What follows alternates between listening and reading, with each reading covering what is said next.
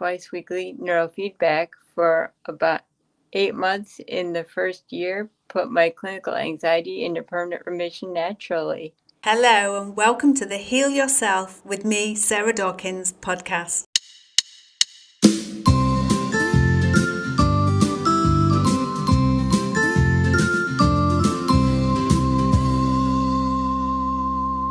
We share people who've already healed themselves, along with health and wellness tips from myself.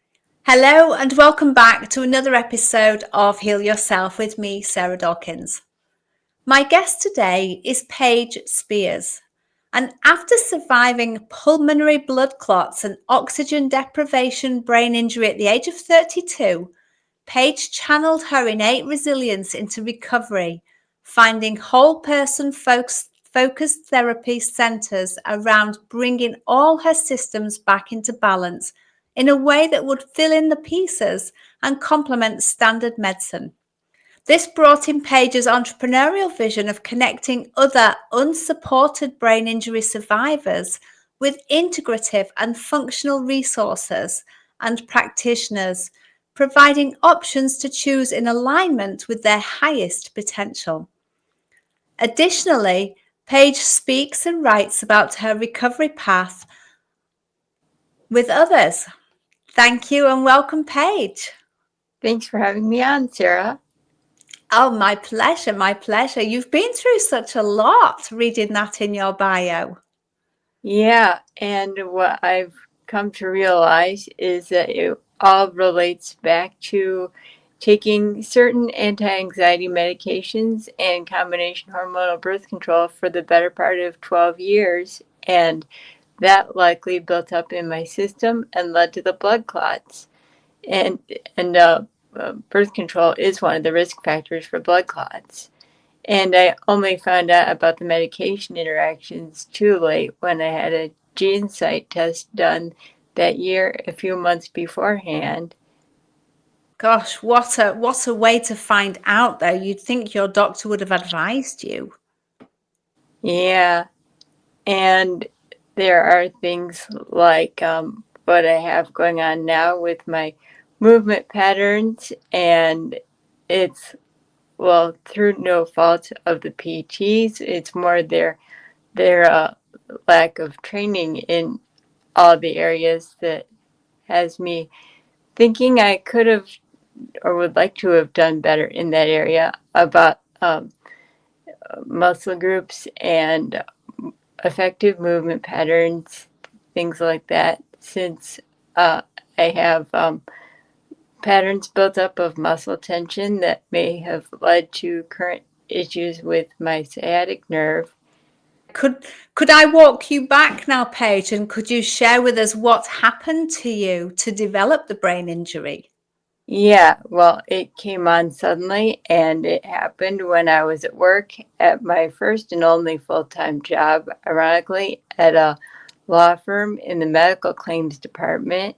And the ironic thing about that is that I had a really good insurance plan, and it was affordable, and the deductible was almost nothing. So, and that covered about 95% of my inpatient hospital and rehab stay. Afterwards, I was there for 5 weeks total between the main university hospital and the inpatient rehab center. And they only found out that it was blood clots when the preventative blood thinners that everyone automatically gets in the ER and ICU started working. And I'm assuming they told you, or did they tell you, that it was because of the medications you've been on for so long? Well, they called it unprovoked, so they didn't know at the time. And I've only come to that conclusion after the last 9 years of my own research. And also, I've learned a lot about nutrition and how that and twice weekly neurofeedback for about 8 months in the first year put my clinical anxiety into permanent remission naturally. Wonderful. And can you speak more to that biofeedback page? What is it and how did it work for the people who don't know what it is? It was neurofeedback in an office with a professional, and the way it worked was there were electrodes through a cap on my scalp, and those ran into a computer with certain protocols set up for what the intention was for my brainwave patterns to adapt to. And it worked through watching movies, and the screen would flicker depending on the picture would be clearer when my brain was responding as intended. That sounds fabulous. And you mentioned nutrition as well. What did you do with your eating habits that was different to what you did before? Oh, more home cooking and from whole vegetables and whole grains and organic. Although a lot of that was also helped by being able to stop taking the one last anti-anxiety medication I was on for a while. And then I gained a lot of weight from those and lost even more weight when I was able to come off the muscle relaxers I was initially prescribed for. A side effect of uh, spasms in my lower left leg and foot that happened in about a week after I left the rehab inpatient center, and that went on for almost 24/7 for about 7 or 8 months afterwards, and that was a really tough thing to deal with, especially since it affected my sleep.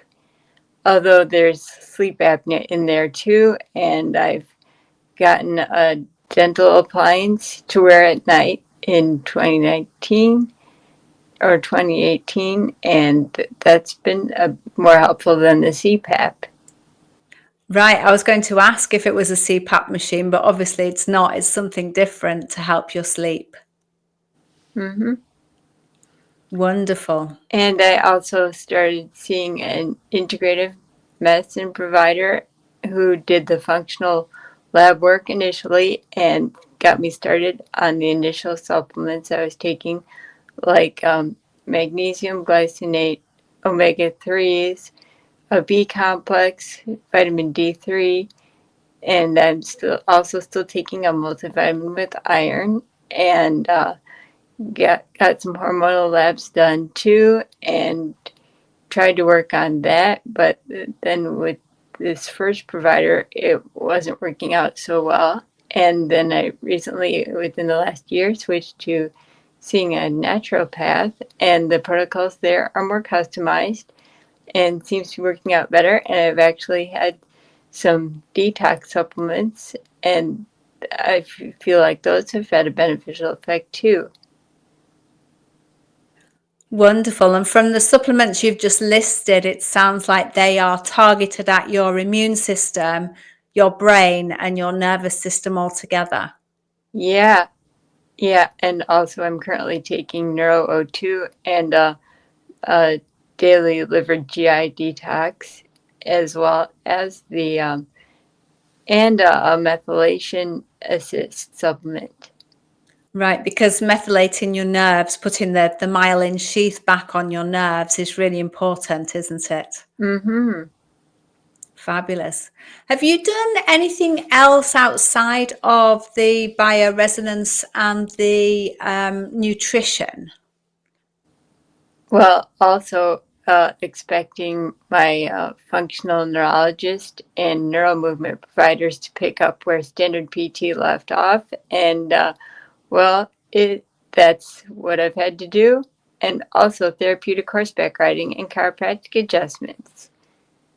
And I've found a number of these resources through online brain health summits and also my local brain injury support group facilitator who brought in a chiropractor as a guest speaker at the first meeting I attended. And so then I took those recommendations from that meeting and connected with my current chiropractic clinic, and they use x-rays and a tool called an integrator to do the adjustments, and also a device that rolls down the spine to check for nerve interference. Gosh, that's pretty high tech, isn't it? Yeah. And then I, based on my own research, found my functional neurologist and brought him in as a support group guest speaker also, in addition to my therapeutic horseback riding therapist.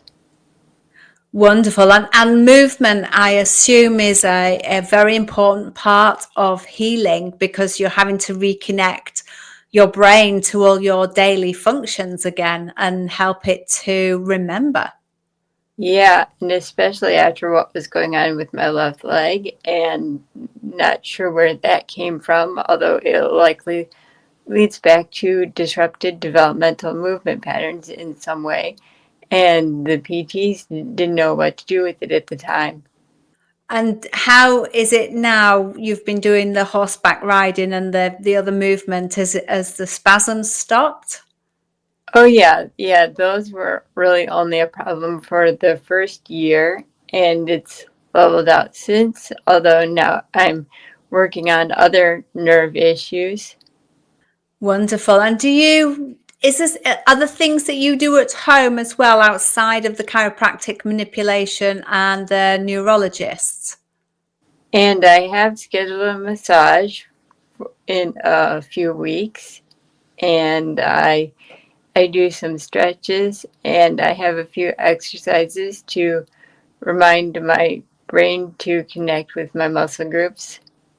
That's fabulous. And to be able to do that at home as well and know that it's part of your own healing is fairly simple in a way, but it needs dedication, I imagine, to keep doing the work, to keep building those neural links between your brain and your body. Yeah. Wonderful, wonderful. Is there anything else that you've done in your healing journey, Paige, that would be able to help others? What I've come up with also is a Facebook group called the Choosing Greater Health Community, and that is open to anyone, say brain injury survivor, caregiver, or integrative medical professional. And that's my main community hub right now. And I also have a show, the Choose Greater Health Show, and that is on MKE Ability Now, and that's from Milwaukee since that's where it's based. And so I have a show on that network, and it's uh, every Friday in March at 2 p.m. Central, and then it will be every second and fourth Friday after that. That's wonderful. And is that all aimed at helping people with brain injury and caregivers of people with brain injury on the intricacies of what's necessary? Yes, my show guests are the functional and integrative medical professionals that I've met and who can share their insights with other brain injury survivors. So you're sharing, like I'm sharing people who are healing, you're sharing people who are helping people to heal and understanding things that they might not have otherwise known. Yeah, Fabulous. Thank you for doing that, Paige, to help others. absolutely. And if you could share one tip to help somebody now who is at the beginning of their brain injury recovery, what would you share? To get good rest and stay inspired and keep looking for options. Thank you. And there are plenty of options out there. You have a Facebook group and a show, so thank you. And Yes, I consider myself a brain injury resource concierge.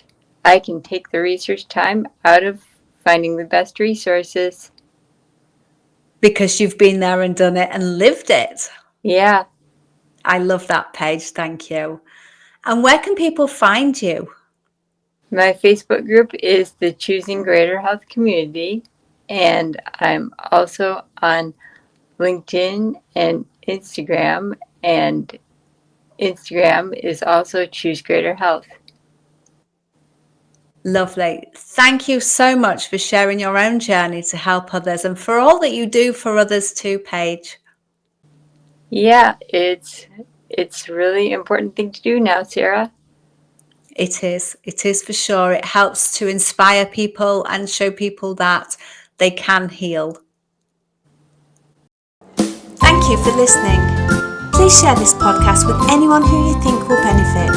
And can you leave me a review wherever you've listened to it to help me reach more people? Thank you.